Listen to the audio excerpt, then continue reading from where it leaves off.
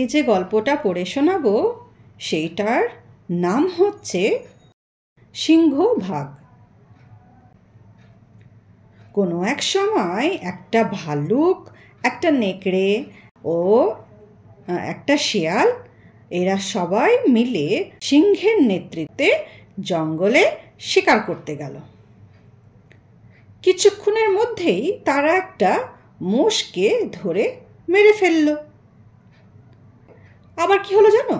সঙ্গে সঙ্গে শিয়াল মোষটাকে কেটে সমান সমান 4 ভাগে ভাগ করে ফেলল। এবার যেমনি সকলেই যে যার ভাগটা খাবার জন্য এগিয়ে যাচ্ছে, সেই টাইমেই সিংহ গর্জন করে উঠল,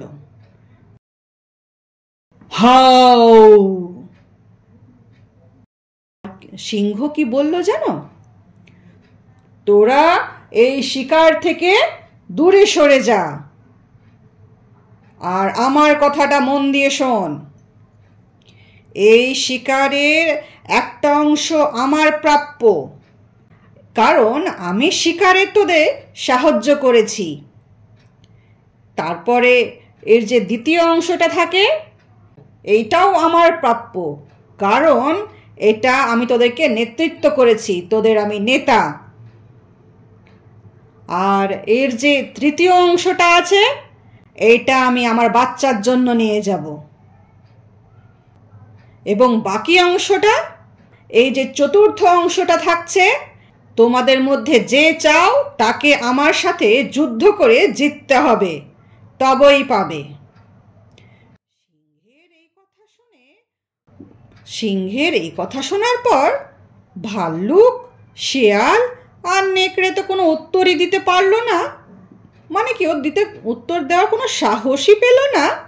তারা আবার পুরো শিকারের অংশটাই সিংহকে ছেড়ে দিয়ে নিঃশব্দে সেখান থেকে চলে গেল। এই গল্পটা থেকে আমরা কি শিক্ষা পেলাম বলো তো?